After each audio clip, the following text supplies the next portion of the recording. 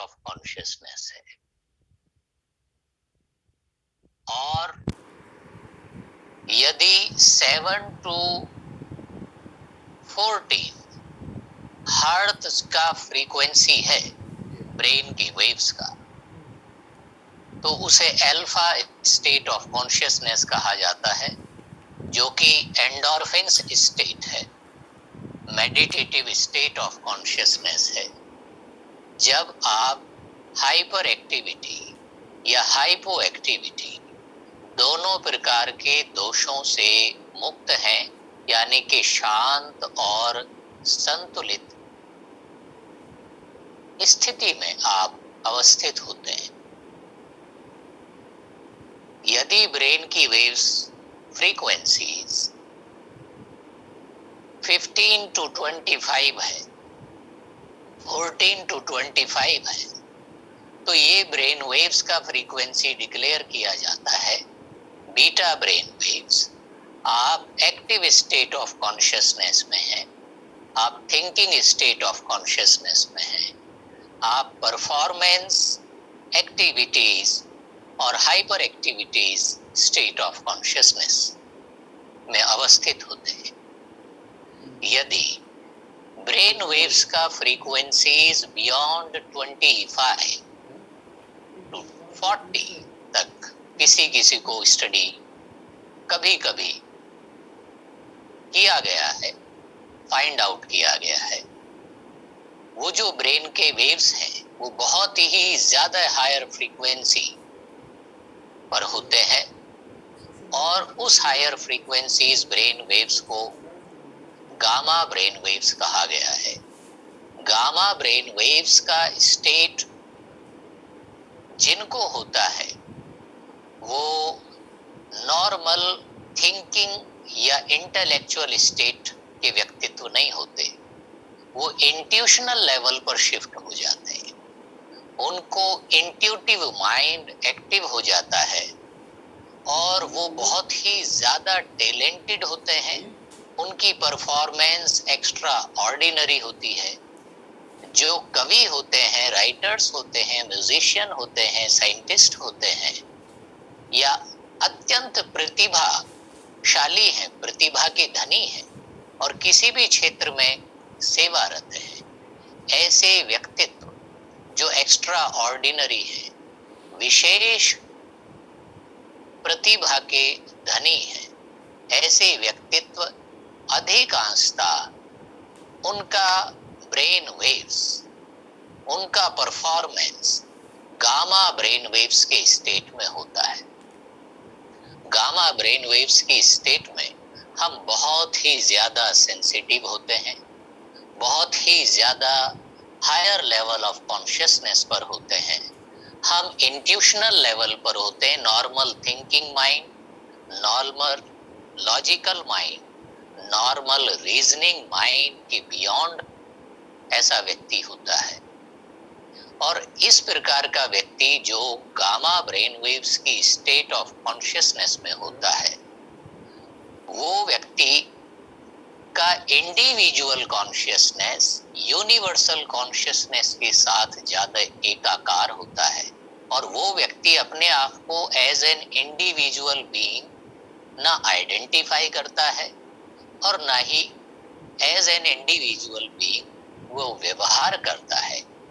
वो किसी भी विषय को बड़ा वाइड स्पेक्ट्रम में, बड़ा ही समग्रता की दृष्टि से देखने का ऐसे व्यक्ति का व्यक्तित्व होता है। वो व्यक्तित्व beyond the caste, beyond the country, beyond the creed, beyond the religions, beyond these normal boundations और लिमिटेशंस होता है। सामान्यता ऐसा देखा गया है कि गामा ब्रेन वेव्स सामान्य व्यक्ति को रेयर ही कभी कभी स्थिति बनता है, लेकिन जब भी गामा ब्रेन वेव्स होगा तो आप अपने हाईएस्ट लेवल ऑफ परफॉर्मेंस में होंगे, आप ऐसे कॉस्मिक स्टेट ऑफ कॉन्शियसनेस में होंगे कि आप beyond the limitations of normal human consciousness अपने आप को पाएंगे और आपका चिंतन, आपका भावनाएं, आपका व्यवहार, आपका विचार बहुत ही उच्च कोटि का, बड़ा ही श्रेष्ठ, बड़ा ही वाइड स्पेक्ट्रम में, बड़ी ही समग्र दृष्टि के साथ आपका व्यवहार होगा। ये गामा ब्रेन वेव्स ग्रेट ध्यानियों में, मेडिटेटर्स में, योगियों में, लामाज में, सेंट्स में, ग्रेट मास्टर्स में या ग्रेट पर्सनैलिटी, चाहे वो ग्रेट आर्टिस्ट हैं, ग्रेट म्यूजिशियंस हैं, ग्रेट साइंटिस्ट्स हैं, ऐसे व्यक्तित्व में ये intuitional faculty, intuitional level of mind active पाया जाता है और अधिकांशता उनकी जो परफॉर्मेंस होती है, एक्स्ट्रा ऑर्डिनरी जो उनके डीड्स होते हैं, कार्य होते हैं, वो उसी हाईएस्ट और ग्रेट स्टेट ऑफ कॉन्शियसनेस में स्टे करते हुए ही उन्होंने रिसर्च किए होते हैं, फाइंड आउट किए होते हैं, चिंतन किए होते हैं, व्यवहार किए होते हैं। तो ये तो मेडिकल साइंस के अनुसार हमने जाना कि कॉमा ब्रेन वेव्स यानी कि बिल्कुल मृत प्राय, केवल एक कह सकते हैं वेजिटेबल स्टेट, यानी कि जीवित है लेकिन रेस्पॉन्सेज नहीं है, अवेयरनेस नहीं है, कॉन्शियसनेस नहीं है, एक्शन रिएक्शन रेस्पॉन्सेज नहीं है। एक व्यक्ति कॉमा स्टेट में है लेकिन वो सुन पाता है, देख पाता है, सेंस कर पाता है, लेकिन स्पष्ट सेंस नहीं कर रहा है, स्पष्ट रूप से देख और समझ नहीं पा रहा है। एक व्यक्ति उससे भी अधिक ज्यादा चैतन्य है, वो पहचान भी पा रहा है, सुन भी पा रहा है, समझ भी पा रहा है कि आसपास और शरीर के अंदर और शरीर के बाहर क्या चल रहा है।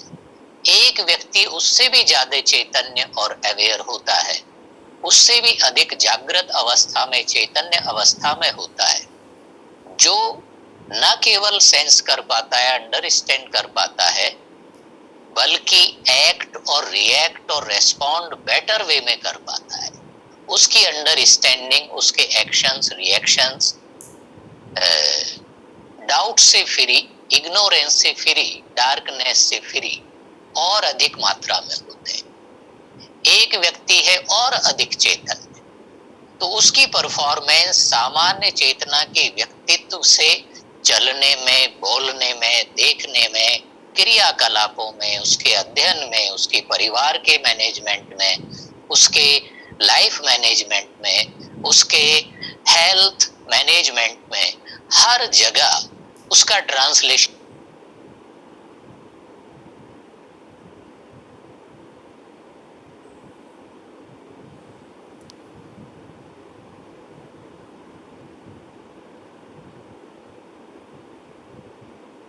ने ये चर्चा किया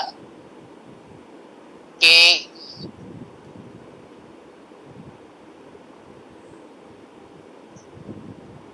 डिफरेंट स्टेट ऑफ कॉन्शियसनेस का स्टडी किया जाता है मेडिकल साइंस में और उसको डिक्लेयर किया जाता है कि व्यक्ति किस स्टेट ऑफ कॉन्शियसनेस में अवस्थित है। और ये स्टेट ऑफ कॉन्शियसनेस जो है फ्लक्चुएट होते रहते हैं, इंटरचेंज होते रहते हैं। कभी आप हमेशा एक सी ही चेतना की अवस्था में हमेशा के लिए या बहुत लंबे समय के लिए नहीं रहते। कभी आपको आवश्यकता होता है स्लीपिंग स्टेट में जाने का, कभी डीप स्लीप में जाने का, कभी ड्रीमिंग स्टेट में आने का, कभी एक्टिव स्टेट में आने का, कभी हायर लेवल ऑफ कॉन्शियसनेस और अवेयरनेस में शिफ्ट होने का। तो ये फ्लक्चुएशन होता रहता है। लेकिन जैसे जैसे चेतना का अवेकनिंग होता है, चेतना का वाइडनिंग होता है, चेतना में एनलाइटनिंग होता है, वैसे वैसे हम इनर्शिया से, इनएक्टिविटी से, लेजीनेस से, डार्कनेस से, इग्नोरेंस से निकलते चले जाते हैं। वैसे वैसे हमारे बॉडी का सेल्स, हमारा material body awaken, aware, conscious और वाइटलाइज, प्राणवान होता है। तो जिस प्रकार से हमने मेडिकल साइंस में ये अलग अलग प्रकार के अलग अलग level of awareness, level of consciousness study करते हैं, ठीक इसी प्रकार योगा फिलॉसफी के अंदर भी हम अलग अलग प्रकार के चेतना के स्तरों का अध्ययन पाते हैं और उनका महत्व है। और ये हजारों लाखों वर्षों से योगियों के, ध्यानियों के, ज्ञानियों के और आध्यात्मिक व्यक्तित्वों के अध्ययन में रहा है, प्रैक्टिस में रहा है। हम उसको भी समझेंगे, जैसा कि हमने अभी ये medical science, brain waves, frequencies, different level state of consciousness को समझा। So different level of consciousness according to yogic psychology, according to yogic philosophy क्या है। देखिए, उसमें जनरली हम तीन मुख्य चेतना की अवस्थाओं का श्रवण करते हैं, अध्ययन करते हैं।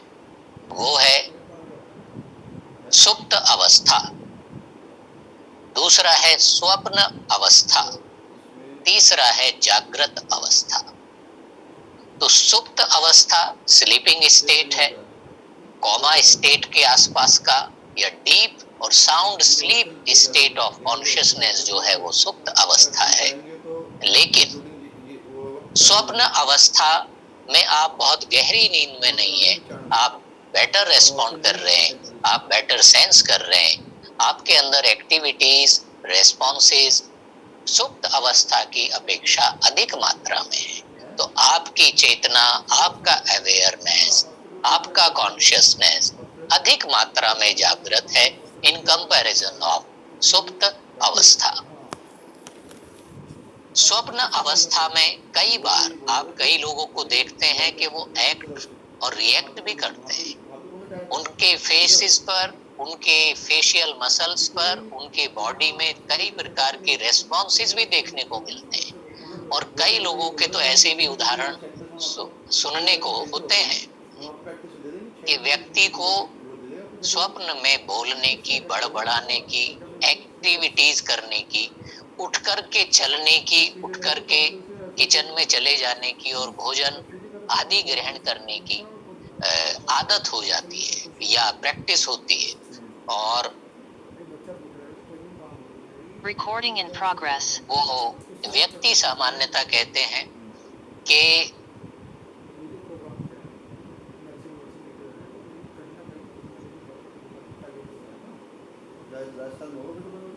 फॉर एग्जाम्पल किसी व्यक्ति को स्वप्न में दिखाई दे रहा है कि मैं अपना फेवरेट डिश एंजॉय कर रहा हूँ, ग्रहण कर रहा हूँ, ले रहा हूँ।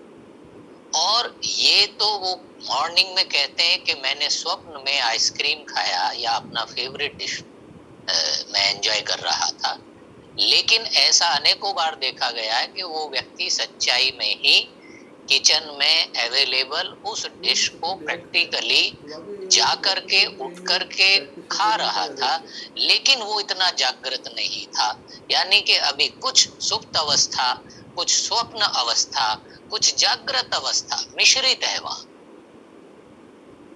तो वो व्यक्ति पूरी तरीके से ना सोया हुआ है, ना पूरी तरीके से जगा हुआ है।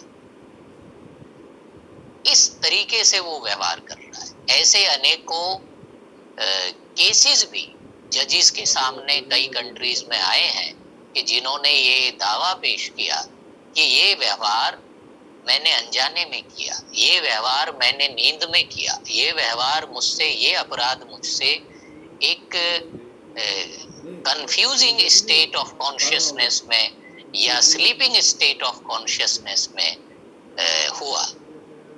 तो इस पर बड़ा चिंतन और चर्चा आजकल कई बार साइकोलॉजी में और सोशल साइकोलॉजी में हमें देखने को, समझने को मिलता जाता है। तो जैसा कि योग में सुप्ति, सुसुप्ति अवस्था, सुप्त अवस्था स्वप्न अवस्था, और स्वप्न अवस्था से भी अधिक आपके रेस्पॉन्सेज, एक्शंस, रिएक्शन शुरू हो जाएं, आप अधिक एक्टिवेट हो जाएं, अधिक अवेयर और कॉन्शियस हो जाएं, तो ये जो स्थिति है, ये स्थिति कहलाती है जागृत अवस्था।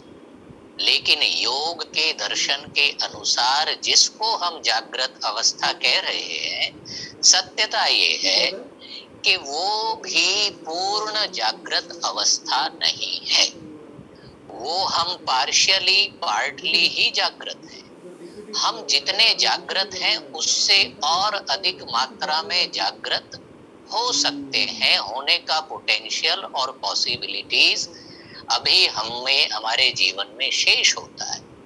तो कोई भी व्यक्ति चल रहे हैं, बोल रहे हैं, एक्ट और रिएक्ट कर रहे हैं, रेस्पॉन्ड कर रहे हैं, बेटर वे में परफॉर्म कर रहे हैं, तो आप कभी भी ये मत समझिए कि वो व्यक्ति पूरी तरीके से जगा हुआ है।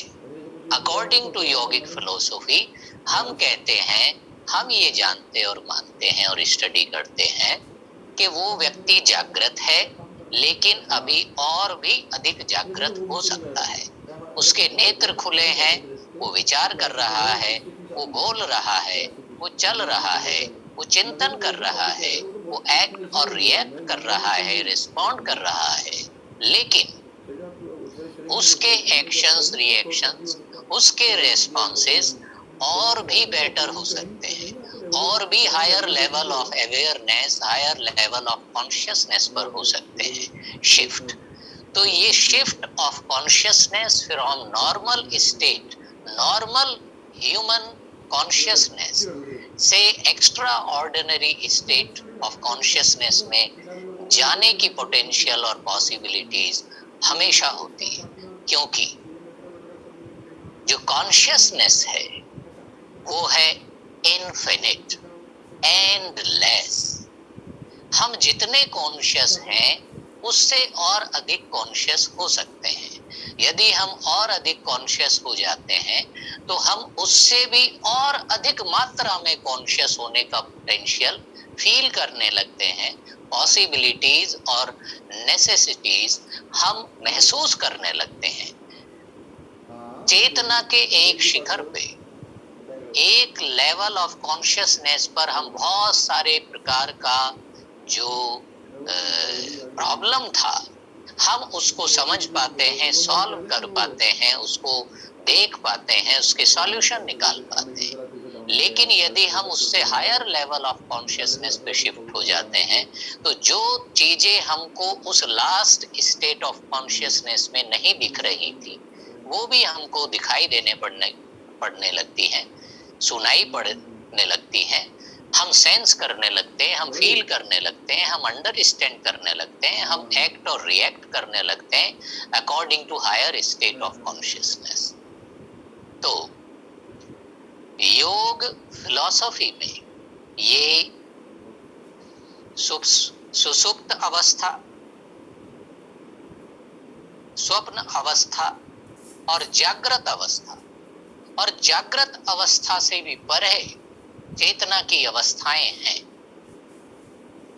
साइकोलॉजी में हम जनरली यही तीन का स्टडी करते हैं, लेकिन यौगिक साइकोलॉजी में, इंडियन ट्रेडिशनल साइकोलॉजी में योगियों ने, ज्ञानियों ने, ध्यानियों ने ये गहन स्टडी करके और रिसर्चेस करके खोज निकाला और शेयर किया कि चेतना की यही अवस्थाएं नहीं है, केवल sleeping, dreaming, acting, responding, reacting, thinking, feeling state of consciousness ही नहीं है, और भी चेतना के शिखर हैं, और भी चेतना के लेवल्स हैं।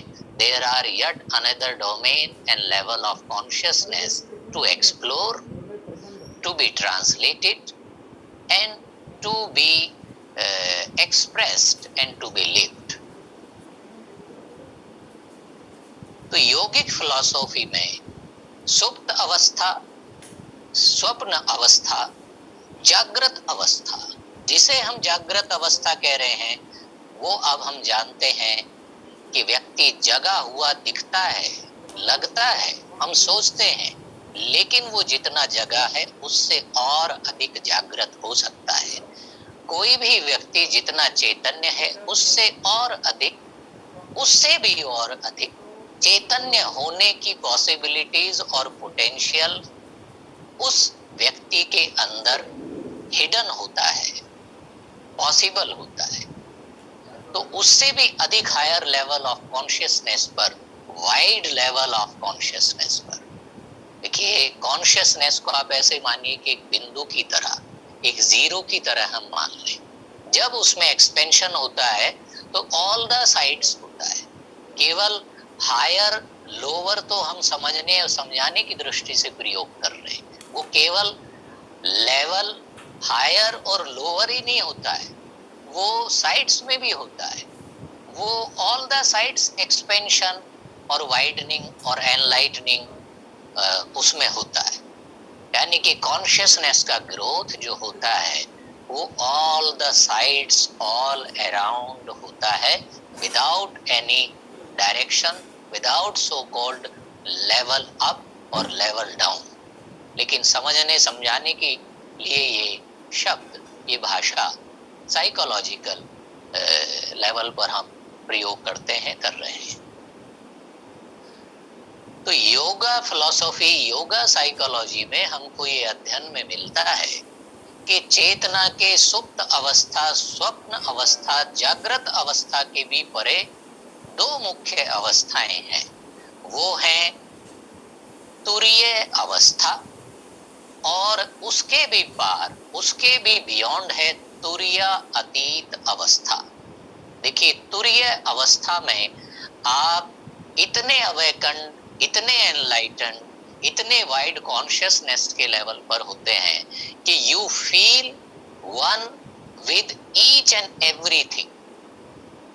जब आप दूसरे जीव जंतु, दूसरे पेड़ पौधे, दूसरे जीव और निर्जीव, दूसरे ग्रह उपग्रह, सभी के साथ वन कॉन्शियसनेस की स्टेट में आ जाए, वननेस के स्टेट में आ जाए, टुगेदरनेस में आ जाए, इक्विलिब्रियम और इक्वेनिमिटी और समदृष्टि और समता की स्थिति आपके व्यवहार में आ जाए, तो ऐसा जो स्टेट ऑफ कॉन्शियसनेस है, यानी कि जिसे कहते हैं आत्मदृष्टि, आत्म अवस्थित चेतना, जिसे हम कहते हैं स्वयं में स्थित, अपने स्वरूप में अवस्थित व्यक्तित्व, आत्मस्थ, स्वस्थ या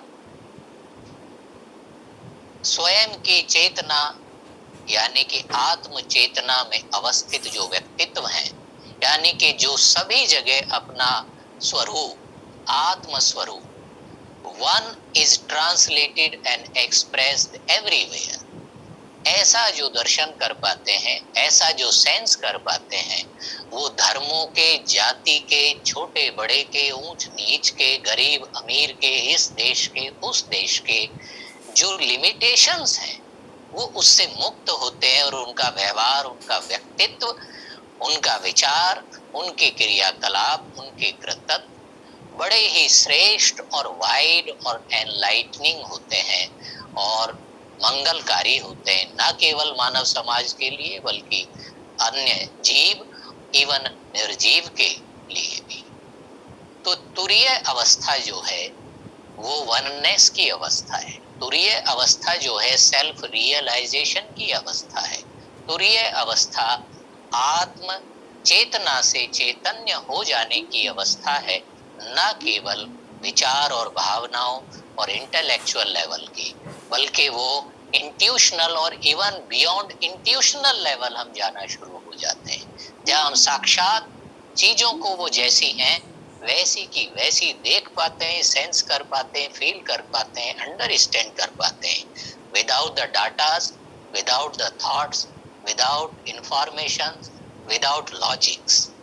जब हम चीजों को एज इट इज सेंस करने लगे, it means we are in the state of cosmic consciousness, we are in the state of one consciousness.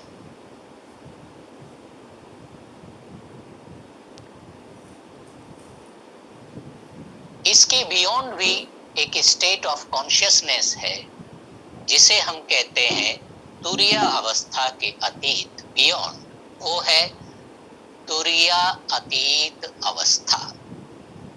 तुरीय अतीत अवस्था क्या है? यानी कि बियॉन्ड द तुरीय, तुरीय के भी अतीत। तुरीय अतीत अवस्था ये है, तुरीय अवस्था में हमको था सेल्फ रियलाइजेशन, हम स्वयं को ही हर रूप, हर रंग, हर आकार प्रकार में देख रहे हैं, हम स्वयं का ही विस्तार देख रहे हैं। इसलिए हम सबके प्रति ज्यादा सेंसिटिव, ज्यादा फुल ऑफ फीलिंग्स और फुल ऑफ अवेयरनेस होते हैं, और full of love and care, और full of cooperation, full of connection और सेंसेस, सेंसेशनल लेवल पर होते हैं, अधिक सेंसिटिव होते हैं। तो ये तो था तुरीय अवस्था। लेकिन तुरीय अतीत अवस्था है कि मैं हूं ही नहीं।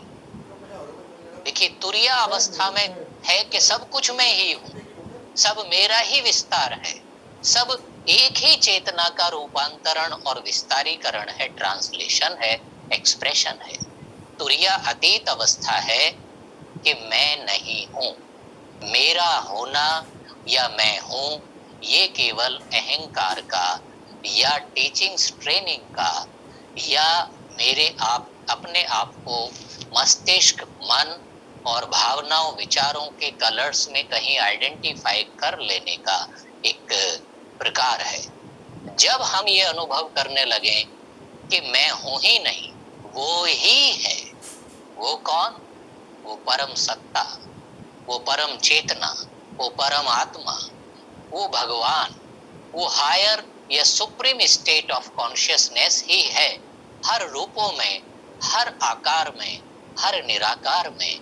उसी का दर्शन, उसी का श्रवण, उसी का चिंतन, उसी का मनन, उसी से वार्ता, उसी के साथ गमन, उसी के साथ व्यवहार जब हमारा हो जाए, यानी कि हम अपने स्वरूप में भी जब हमको उसी एक विस्तृत का, विशाल का, भद्र का दर्शन होने लगे, हर ओर, कण कण में, शरीर के अंदर, शरीर के बाहर, इस रूप में, अन्य रूपों में भी, जब इस बीइंग को, उस सुप्रीम बीइंग का अनुभव हो जाए, दर्शन हो जाए, और वो सुप्रीम बीइंग ही व्यवहार में ट्रांसलेट होना शुरू हो जाए, सुप्रीम स्टेट ऑफ कॉन्शियसनेस, ये कहलाता है तुरीय अतीत अवस्था।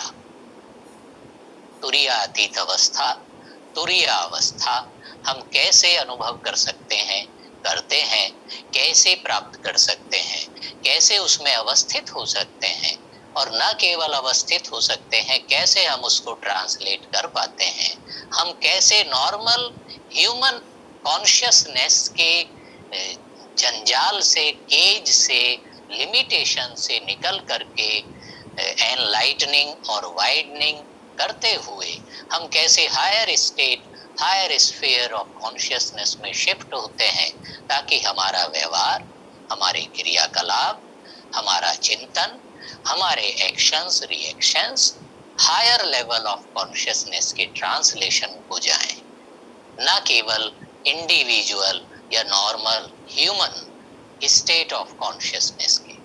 तो ये योग फिलॉसफी में, योग साइकोलॉजी में ये सीक्वेंस है, सुप्त अवस्था, स्वप्न अवस्था, जागृत अवस्था, तुरीय अवस्था, तुरीय अतीत अवस्था। तो इतना गहन विज्ञान ये योग का है, चेतना के एक शिखर से दूसरे शिखर, उससे भी पार, उससे भी पार। मानो जैसे हम पहाड़ की एक चोटी पर चढ़ करके सोचते हो कि मुझे अब सब कुछ दिखाई दे रहा है, लेकिन सत्यता ये है कि उस शिखर पर पहुंचने के पश्चात एक और नया ऊंचा हायर शिखर हमें दिखाई देने पड़ने लगता है। जब हम उस ऊंचे शिखर पर भी पहुंचते हैं तो हमें पता लगता है और भी कई शिखर हैं, उससे भी ऊंचे कई शिखर हैं। तो हम ऐसे इनफिनिट स्टेट ऑफ कॉन्शियसनेस में एक्सपेंड होते जाते हैं, अवेकन होते चले जाते हैं, और यही हमारे जीवन की गति है। इसीलिए हमने ये तन, प्राण, इंद्रियां, मन, बुद्धि, ये जीवन, ये सारा संसार, व्यवहार, ये संस्कार, ये सब धारण किए हैं, एज्यूम किए हैं, ताकि हम अपने अनंत चेतना को, अनंत स्वरूप को, इनफिनिट कॉन्शियसनेस को न केवल रियलाइज कर पाए, अपितु उसको ट्रांसलेट कर पाए कॉन्शियसली, अवेयरफुल्ली एंड नोइंगली। तो योग की क्रियाओं के माध्यम से न केवल हम एक चेतना के स्तर से दूसरे चेतना के स्तर में शिफ्ट होते हैं, अवेकंड होते हैं, लेवल अप होते हैं, बल्कि उस स्टेट ऑफ कॉन्शियसनेस पर हम एक्ट, रिएक्ट और रेस्पॉन्ड भी करने लगते हैं, उसको हम अपने व्यवहार में, जीवन में ट्रांसलेट भी करने लगते हैं। तो योग केवल उच्च चेतना की स्थिति में अवस्थित होने का ही नाम नहीं है, अपितु तो उसको ट्रांसलेट करना, उसको व्यवहार में लाना, उसको संसार में लाना, उसको घर परिवार में लाना, उसको संसार के कल्याण के लिए, मंगल के लिए ट्रांसलेट करना, क्योंकि वो सबका है, सबसे है, सबके लिए है। Beyond all the limitations, beyond all the cages, beyond all the layers, all the covers, all the foundations. तो ऐसा हमारा अनंत स्वरूप है। हम इस चेतना के रूपांतरण के विज्ञान को हम भविष्य में प्रैक्टिकली और समझेंगे, सीखेंगे। जागरण और अधिक और चेतना का लेवल अप और अधिक होना, अवेकनिंग और एनलाइटनिंग और अधिक मात्रा में होते जाना, करते जाना, यही हमारी गति है। इसीलिए हमारा जीवन है। हम न थकें, न रुकें, न आलस में आए, न किसी रोग, दोष, कष्ट के प्रभाव में आए, और आ भी जाएं तो उससे हार ना जाएं। हम फाइंड आउट करें सॉल्यूशन, रास्ता उससे निकलने का, क्योंकि विकास ही अपनी एकमात्र, उन्नत चेतना ही अपनी एकमात्र नियति है, गति है, विधान है। इतना कहकर मैं इस विषय को यहाँ पूर्ण करता हूँ। अभी किन्हीं का कोई प्रश्न है, डाउट है या सजेशन है या कुछ ऐड करना चाहते हैं, कुछ कंसल्ट करना चाहते हैं, तो you are most welcome with this topic or any other topic in last days or in morning was delivered.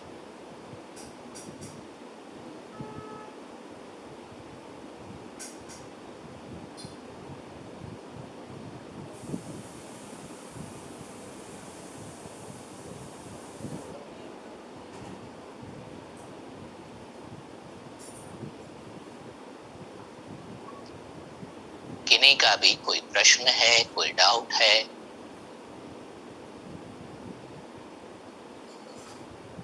आप अपने माइक को अनम्यूट कर लें, और किसी को भी कोई प्रश्न पूछना है, कोई सजेशन है, कुछ कंसल्ट करना है, डिस्कस करना है इस विषय से संबंधित या अन्य विषय जो हमने पहले चर्चा किए हैं, स्टडी किए हैं, प्रैक्टिकली किए हैं, उससे संबंधित।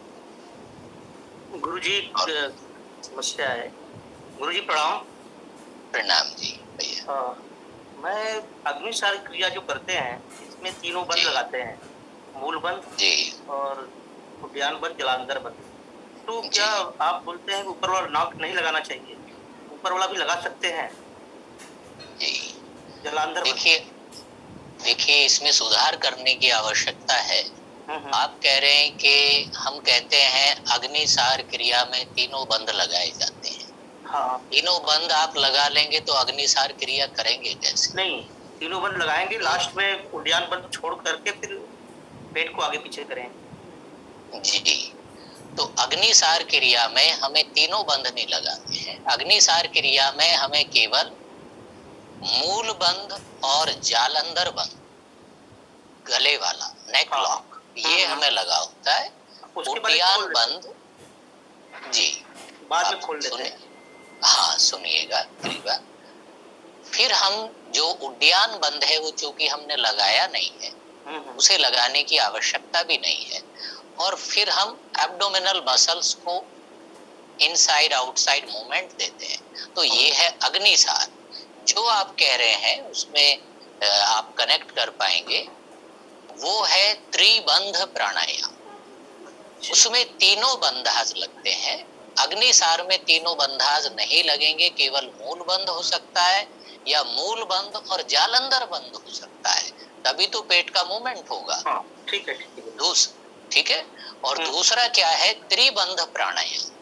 त्रिबंध प्राणायाम, या इसे महाबंध भी कहते हैं, या इसको बाह्य प्राणायाम भी कहते हैं। आप गहरा श्वास लेकर के श्वास छोड़ देते हैं, तीनों बंद लगाते हैं, मूल बंद, उड्डयन बंद और जालंधर बंद।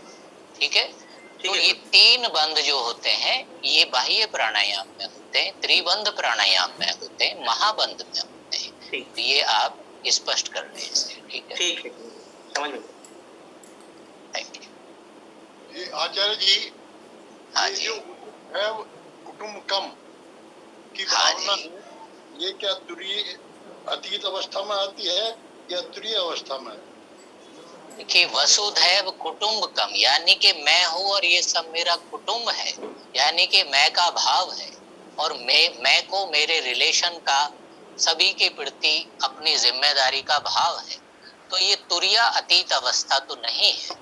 तुरीय अतीत अवस्था तो ब्रह्म चेतना की अवस्था है। आप ब्रह्म ज्ञान से, ब्रह्म चेतना से, ब्रह्म दृष्टि से, ब्रह्म आनंद से ओतप्रोत हैं, लीन है। तो वो तो है तुरीय अतीत अवस्था। तुरीय अवस्था क्या है कि मैं कैसे दूसरों से रिलेट करता हूँ, कनेक्शन में हूँ, रिलेशन में हूँ, मेरा दूसरों से रिलेशन और व्यवहार कैसा हो। ये जब हम अपने आइडियल स्टेट में आते हैं तो ये है तुरीय अवस्था। तो वसुधैव कुटुम्बकम जो है ये तुरीय अवस्था है। तुरीय अतीत तो बिल्कुल आप एकदम परम आनंद की स्थिति में, सच्चिदानंद की स्थिति में, ब्रह्म चेतना में बिल्कुल एकाकार हो गए।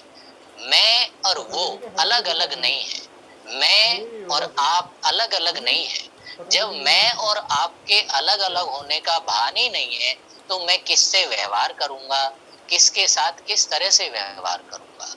मैं और वो, मैं और आप, ये तुरीय अवस्था की स्थिति है। यानी कि वसुधैव कुटुम्बकम जो है ये तुरीय अवस्था का ट्रांसलेशन है, और तुरीय अतीत इसके आगे का सीढ़ी है, इससे आगे की चेतना की अवस्था है। ठीक है, प्रणाम आचार्य। प्रणाम जी। गुरुजी प्रणाम। प्रणाम जी बहन जी। साधना बोल रही हूँ। गुरुजी ये पूछना चाहती हूँ मैं कि जैसे आप जब अभी ये बता रहे थे ईजी और एमजी पूरा टॉपिक, और कल भी आपने बताया था इससे रिलेटेड, तो पूरे ध्यान से भी सुन रही थी, लिख भी रही थी, लेकिन बीच में कई बार ऐसा हुआ कि बॉडी प्रेजेंट है, डेड बॉडी एब्सेंट माइंड, कुछ भी मुझे उस समय नहीं पता कि मैं कहाँ थी, या कोई लाइन बीच में मिस हुई। तो ये क्यों हो जाता है? बहुत सारे कॉन्सेप्ट, मतलब मैंने पूरा एकाग्र होकर सुनना चाहा और एकाग्र होकर लिखना चाहा, लेकिन बीच बीच में मुझे लगा कि मैं कहीं गायब हूँ। इसके पीछे क्या रीजन है? देखिए, चेतना की शून्य अवस्था भी आती रहती है कि जब आप बिल्कुल शून्य अवस्था में, समाधिस्थ अवस्था में कई बार पहुंच जाते हैं। ये ऐसा नहीं है कि वो शून्य अवस्था ही है। कई बार हमको ड्रीमिंग स्टेट भी बैठे बैठे, लिखते लिखते, बातचीत करते करते भी आ जाता है। ऐसे अनेकों लोग हैं कि आंखें खुली हैं और बैठे हुए हैं और स्वप्न अवस्था में पहुंच जाते हैं। आंखें खुली रह कर के भी सपने देखने का कहानियां हमने खूब सुनी होंगी। यानी कि हम स्वप्न अवस्था में, कई लोगों को तो मैंने बैठे बैठे सोते हुए भी देखा है। आंखें भी खुली हुई दिखाई दे रही है, आपको लग रहा है ये व्यक्ति बैठा हुआ है और हमारी बात सुन रहा है, लेकिन उसको ब्रेन वेव्स स्टडी कर लें या बहुत सूक्ष्मता से देखें तो वो व्यक्ति नींद के बिल्कुल दरवाजे पर एंटर कर चुका है। स्लीपिंग स्टेट ऑफ कॉन्शियसनेस में है, जबकि शरीर बैठा हुआ है, नेत्र खुले हुए हैं, शरीर ऐसा दिखता है जैसे जागृत है, लेकिन वो स्वप्न अवस्था में, सुसुप्ति अवस्था में, निद्रा अवस्था में शिफ्ट हो रहा होता है। यही स्थिति मेडिटेशन में अधिकांश साधक साधिकाओं को होती है। जैसे ही वो विश्रांति की अवस्था में, पीस में, साइलेंस में उतरना शुरू होते हैं, पीस और साइलेंस में वो बने नहीं रह पाते, वो तुरंत ही इनर्शिया और इनएक्टिविटी और स्लीपिंग स्टेट में शिफ्ट हो जाते हैं। क्योंकि पीस में और साइलेंस में बने रहना हमने अभी सीखा ही नहीं है। हम जैसे ही विश्राम की, जैसे ही ध्यान की गहन अवस्थाओं में उतरते हैं, वैसे ही हमारी भेंट, हमारा परिचय जो वर्षों से है, वो है स्लीपिंग स्टेट से। Inertia, inactivity, sleeping state, dreaming state, inactive state और हाइपो स्टेट ऑफ कॉन्शियसनेस में हम शिफ्ट हो जाते हैं। तो जो आप कह रहे हैं, इसको, विषय को आप विचार करें कि ये चेतना की शून्य अवस्था है, लय अवस्था है, समाधि अवस्था है, या सुप्त अवस्था है, या स्वप्न अवस्था है, कौन सी अवस्था है? तो आपको ये पकड़ में आ जाएगा, पकड़ में आने लगेगा। लेकिन मैं इससे भी नकार नहीं सकता कि कभी कभी किन्हीं को पूर्व जन्मों के या इस जन्मों के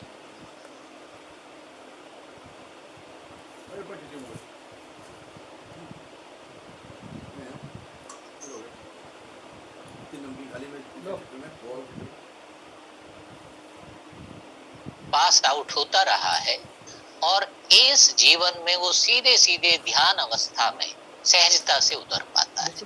पूर्व जन्म के संस्कारों के कारण गौतम बुद्ध ध्यान की अवस्था में सहज रूप से गहरे जाते थे और जाने लगे थे, और उनका आकर्षण उस ध्यान की, समाधि की अवस्था की तरफ बढ़ता चला गया। तो ऐसा कई लोगों को हो सकता है कि पूर्व जन्म के संस्कारों के कारण हम ध्यान अवस्था में, शून्य अवस्था में, चेतना के इंडिविजुअल कॉन्शियसनेस के merging state into universal consciousness में हम आते हों। तो ये आनंद का और बड़ा विशेष विषय है। तो आप इस पर और अध्ययन कीजिए और इसका चैतन्य होकर के दर्शन कीजिए, अनुभव कीजिए, और इन अनुभवों से आप गुजर ही रहे, तो ये आपको समय के साथ आवश्यकता के अनुसार स्पष्ट भी होता जाएगा। आचार्य जी नमस्कार। नमस्कार। आचार्य जी, आप कब टाइम देंगे? मॉर्निंग का आपने बोला था ना मिलने के लिए। हाँ जी बहन जी, हमने कहा है कि प्रातः 10 बजे से 11:30 बजे के बीच हम समय स्लॉट प्लान कर लेंगे, जिनको आवश्यकता है इंडिविजुअली कंसल्ट करने का, डिस्कस करने का, प्लान करने का, अपने से संबंधित साधना की क्रियाएं, अपने से संबंधित स्वास्थ्य के लिए क्रियाएं, अपने से संबंधित क्या करना है योग में, क्या नहीं करना है। हाँ जी। तो आप समय कब देंगे? मैं आप 10 बजे से 11:30 बजे के बीच इसको प्लान कर सकते हैं। तो आप व्हाट्सएप पर मैसेज भेजिएगा प्लीज, ताकि मैंने आपको मैसेज डाला भी था व्हाट्सएप पर। क्या नाम है आपका? रमा कपूर, गाजियाबाद। अच्छा, शायद वो ठीक से प्लान नहीं हुआ है, उसे हम एक बार दोबारा से देख करके और रिसीविंग लिस्ट में रख के उसे मैसेज का रिप्लाई आपको आ जाएगा कि किस दिन किस समय आपको समय दिया जाएगा। जैसे आज भी 3 अलग अलग मेंबर्स ने अलग अलग समय पर 15-20 मिनट उसी समय अवधि में चर्चा किया है। तो संभवतः कल या परसों आपको समय स्लॉट पर प्लान हो जाए। ठीक है, थैंक यू आचार्य जी। गुरु जी नमस्ते। नमस्ते जी।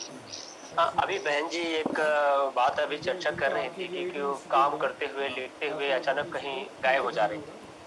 मेरे साथ कुछ अलग ही स्थिति थी। जैसे मैंने सोच लिया कि मुझे आपका लेक्चर सुनना है और रिकॉर्डिंग है, आप मेरे पास है, मुझे मुझे सुनना है, बहुत कुछ सीखना है और गहरी नींद आ रही है और मैं सुनते सुनते गहरी नींद में चला जा रहा हूँ, फिर अचानक जाग जा रहा हूँ, फिर जागने के बाद फिर उस लेक्चर को सुनना शुरू करता हूँ, सुनते सुनते फिर अचानक नींद आ जाती है, फिर मैं जाग करके उसको सुनने लगता हूँ। तो इसे किस रूप में देखा जाए? देखिए, ये आप ऐसी स्थिति में होते हैं कि अचानक से जग जाना, अचानक से सो जाना, अचानक से आप सुप्त अवस्था में चले जाएं, अचानक से फिर एकदम काफी जागृत अवस्था में आ जाएं।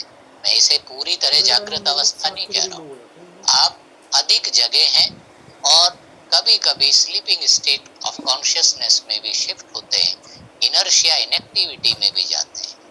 तो आप ऐसी स्थिति के बीच फ्लक्चुएट कर रहे हैं, कॉन्शियसनेस फ्लक्चुएट कर रहा है, तो ये आपको इसको स्टेबल करने की आवश्यकता है कि आप ऑनेस्टली जब सोएं तो बस सोएं ही, ताकि आप एक स्टेट ऑफ कॉन्शियसनेस में डीप डाउन जाकर के उसकी आवश्यकता, उसकी डिमांड को पूरा कर लें। जब आप जागृत अवस्था में हो तो अधिक से अधिक जागृत अवस्था में और लॉन्ग ड्यूरेशन के लिए स्टे कर पाएं, और जागृत अवस्था में जितने जागृत हैं, जितने चैतन्य हैं, उससे और अधिक चैतन्य और अधिक जागृति की तरफ बढ़ें, ना कि उससे बाउंस बैक कर जाएं स्लीपिंग स्टेट या इनर्शिया इनएक्टिविटी की स्टेट। तो ये आपकी समस्या नहीं है, ये हर किसी के बॉडी सेल्स की, फिजिकल बॉडी की कहानी है, क्योंकि इनर्शिया में जाने के लिए हमारी बॉडी की सेल्स को कुछ नहीं सीखना, इनएक्टिव होने के लिए, स्लीपिंग स्टेट में जाने के लिए, डार्कनेस में जाने के लिए, इग्नोरेंस में जाने के लिए इन्हें सीखना नहीं है। They know very well, the matter knows very well how to be staying in inertia and in inactivity. Matter को जो सीखना है वो सीखना है कि अवेकन्ड कैसे होना है, एक्टिवेट कैसे होना है, कॉन्शियस कैसे होना है, अवेयर कैसे होना है, एनलाइटन कैसे होना है। तो कॉन्शियस होना, एनलाइटन और अवेकन होना तो सीखना पड़ता है। इनर्शिया, इनएक्टिविटी, लेजीनेस और स्लीपिंग स्टेट में जाने के लिए सीखना नहीं है। ऐसा व्यक्ति पूरे संसार में नहीं होगा जिससे सोना कैसे है ये सीखना पड़ेगा। आप सोने को बहुत अच्छे तरह से जानते हैं, हजारों लाखों वर्षों से ये मैटर का इनर्शिया, इनएक्टिविटी, स्लीपिंग मोड में चले जाना उसकी हैबिट है, उसका रिपीटेड पैटर्न है। अब हम इस रिपीटेड पैटर्न से निकल रहे हैं, बाहर आ रहे हैं। तो ये संघर्ष की स्थिति है कि आप अवेकन्ड और अवेयर स्थिति में आ जाते हैं और बार बार जब भी कोई चूक होती है, जब भी कहीं आप उतने चेतन, उतने अवेयर नहीं होते हैं, तो आप वापस बाउंस बैक करते हैं इनर्शिया, इनएक्टिविटी और स्लीपिंग स्टेट ऑफ कॉन्शियसनेस। ये ऐसे है जैसे 2 कदम आप पहाड़ पर चढ़े और 1 कदम फिसल गए, फिर 2 कदम चढ़े और 1 कदम फिर फिसल गए। तो ये कुछ कुछ ऐसे ऐसे चलता होता है। अधिक आस्था के साथ ये होता है कि हम कई बार ज्यादा फिसल जाते हैं, कई बार हम ज्यादा स्टीप चढ़ाई रेगुलर कर पाते हैं। ऐसा कभी नहीं होता कि निरंतर हम एसेंड ही करते चले जाएं। हमारा स्टेट ऑफ कॉन्शियसनेस फ्लक्चुएट होता रहता है और ये आवश्यक भी है।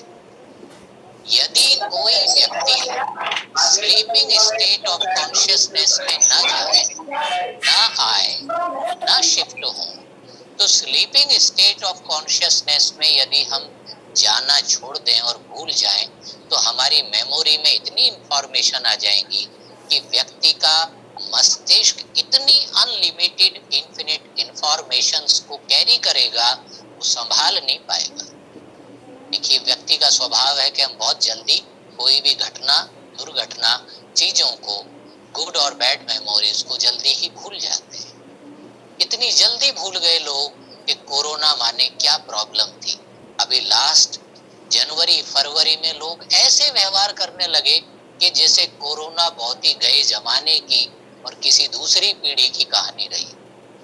तो व्यक्ति का स्वभाव है इनर्शिया में, इनएक्टिविटी में, फॉरगेटफुलनेस में चले जाना।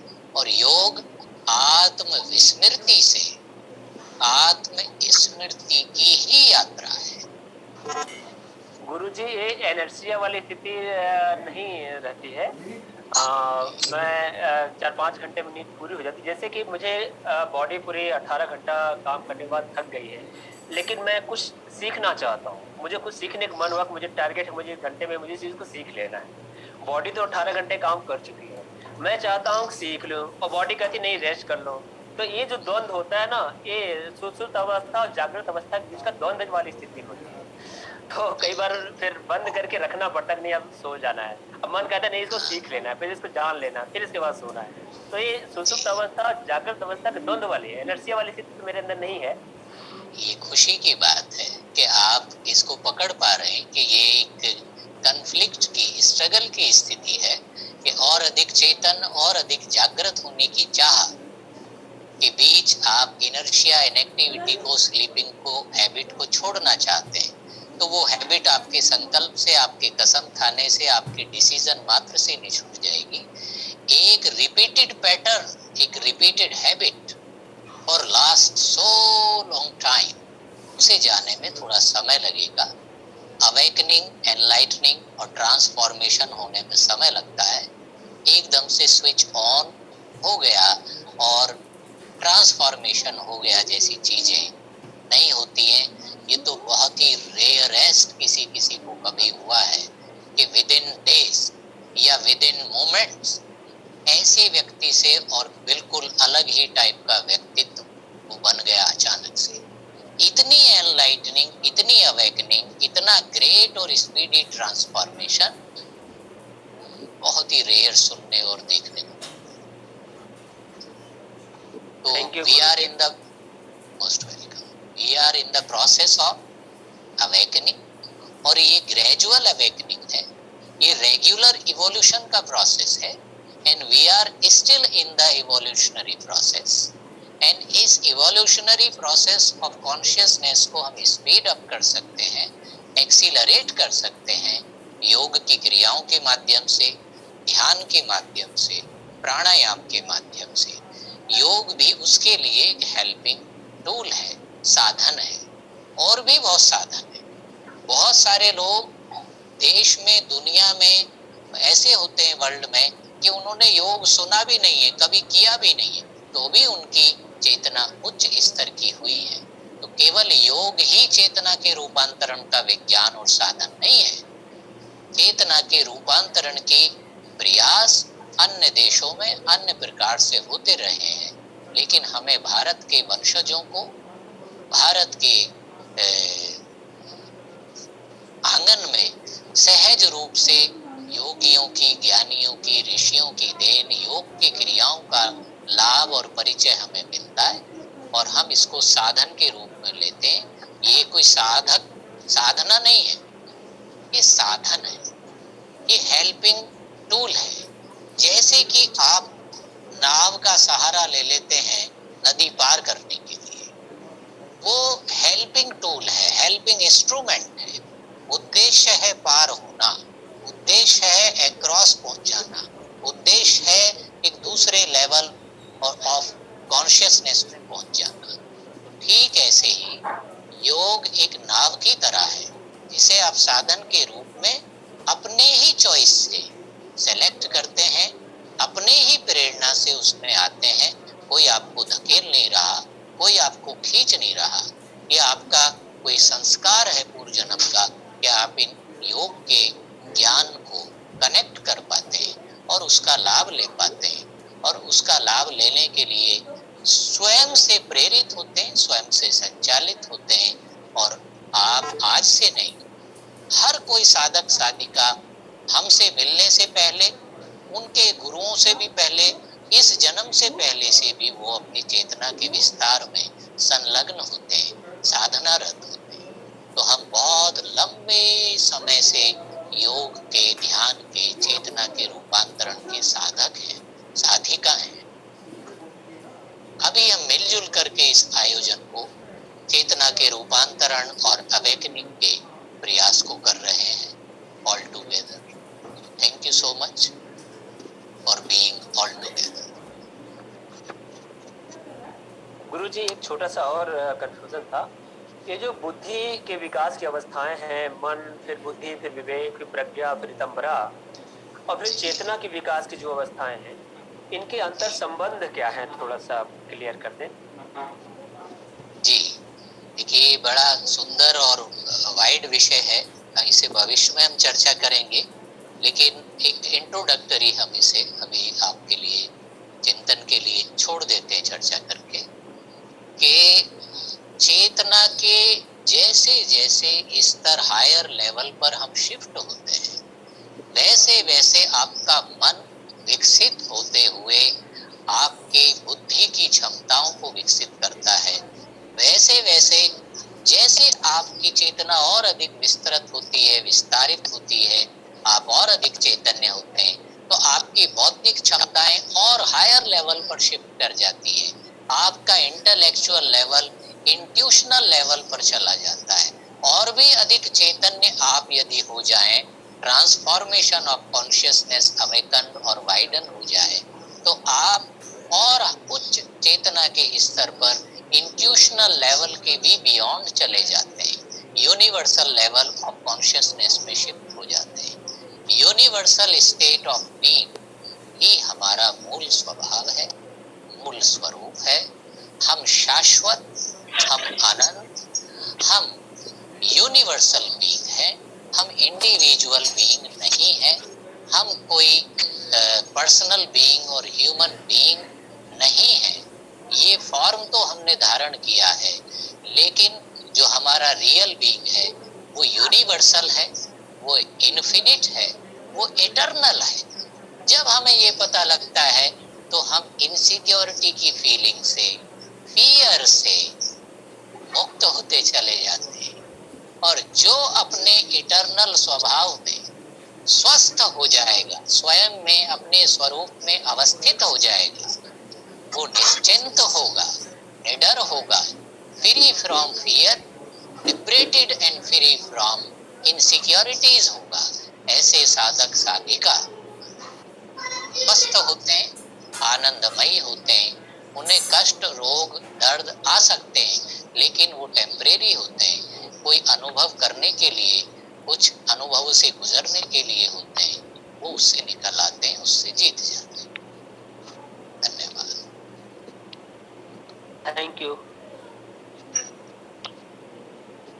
Thank you so much for being all together.